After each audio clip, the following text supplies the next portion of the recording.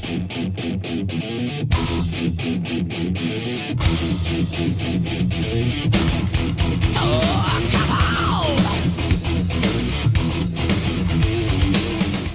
everybody. I'm DJ Foster. Welcome to the Matt Mitchell Show, presented by Uccellos. Mitch, we're coming off a tough 26-20 loss to Findlay last week. Team's obviously 1-3 in the year. Late in the game, you guys kicked a field goal with 5:42 left on the clock, but you never got the ball back for a chance to take the lead. That may be an underlying minor story in that game, but obviously the big thing was the 6 turnovers.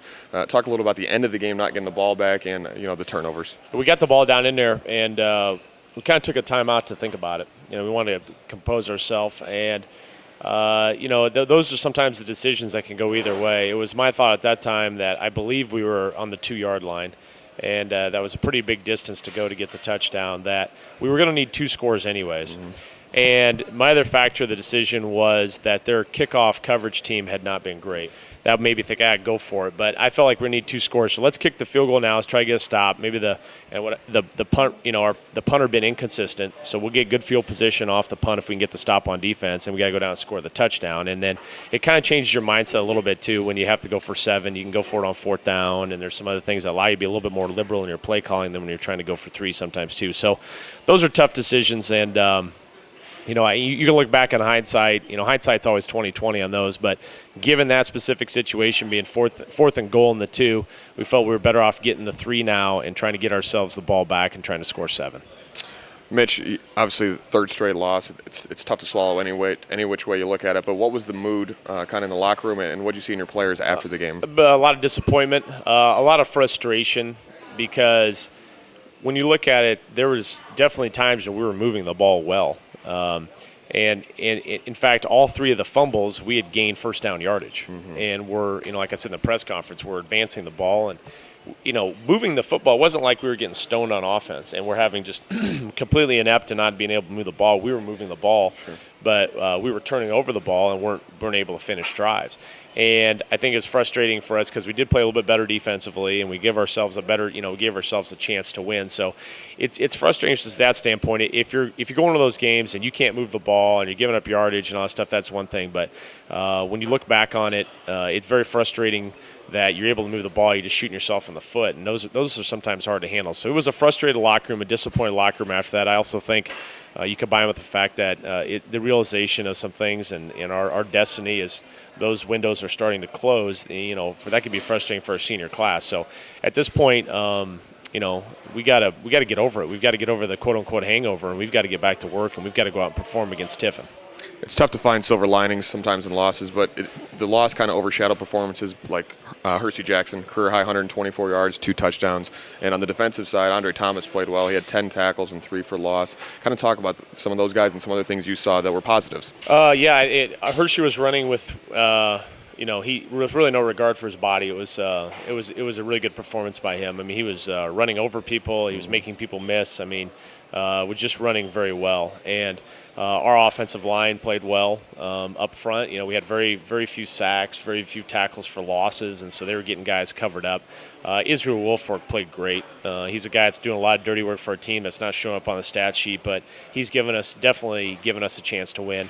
Defensively, to be honest with you now, with Danny's absence and Zach still being out, we're going to go into this game with just 2 seniors on defense. Wow. And those 2 seniors on defense have been playing well. Brad Howard had some tackles and did some things. He could have played a little bit cleaner, but Andre was definitely getting some pressure and was a force in there. So, we got to really rely on those 2 guys defensively coming up, and just keep coming along with some of these other guys. And I think the other bright spot is we're seeing when people kick to him, Eric Thompson's doing some special things with the ball and kickoff returns, and that's been really a consistent thing. We've got a good starting field position off our kickoff return game team through 4 weeks.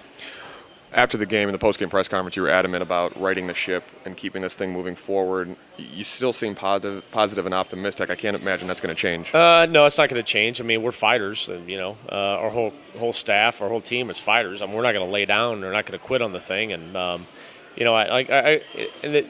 some of the stuff I said in the post-game press conference, I feel that we're at a point right now where a little bit the legacy of our senior class and what they're going to do is dictated upon how we approach things here this week and in the course of the next 6 weeks after that. That's going to their mark on this football team it's going to be pretty critical on how they react and respond. And so those guys have got to pull us through this tough stretch, and they've got to get us back on the winning ways, and we've got to try to capture some momentum here and, show that these younger guys coming into our program, our seniors have got to show them that this is not okay, that this isn't the tradition that we have at Grand Valley, and we've got to start to get some momentum starting with Tiffin.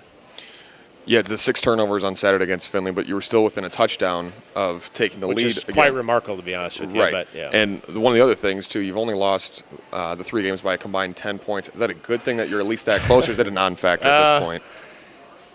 We've lost 3 games by a combined score of 10 points, and we have 11. I mean, we're plus 11. If you talk about offense and defense, like the 2 turnovers we got against Western Oregon were on special teams. Our defense has only forced 1 turnover, sure, and we've got 12 on the offensive side. Like, we're minus 11, and we've only lost games by 10 points. Right. I mean, that's frustrating. I think, the silver lining, I still think that shows that this team has some potential, and that things have got to get cleaned up, and we've got to start righting the ship and not turn the ball over. We got to get some turnovers on defense, and I think you're going to see the scoreboard flip in a more dramatic fashion if that stuff starts happening.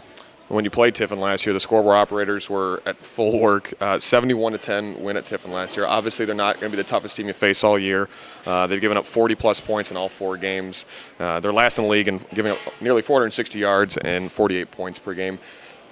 Is this a team you guys need to play now, or would you rather play a tougher opponent to see where you truly stand? Will it be good to just kind of go in there and hopefully put a lot of points on the board and get some confidence back? Yeah, it's an interesting question. I mean, to a certain extent, it's who we have next, and so we got to prepare to play them. And I may sound like a broken record at times. It's less to do about Tiffin, more to do about Grand Valley. And like I said in the press conference, a microcosm of that. 3 of those turnovers, a guy from Findlay came in and ripped the ball out of our hands. Right.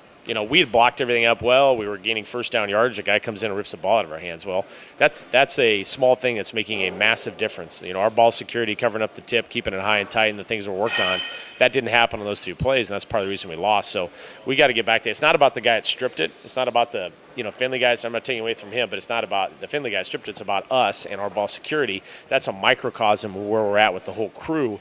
We've got to take care of those little things on everybody and everybody in our program, and so that's about us, and it's not about them. Grand Valley State gets back in action at Lubber Stadium this Saturday, October 1st at 7 o'clock against Tiffin. It's family day at the game this Saturday night. Mitch, thanks for joining us. Best of luck this weekend. Thank you. I'm DJ Foster. Thank you for joining us on the Grand Valley Sports Network.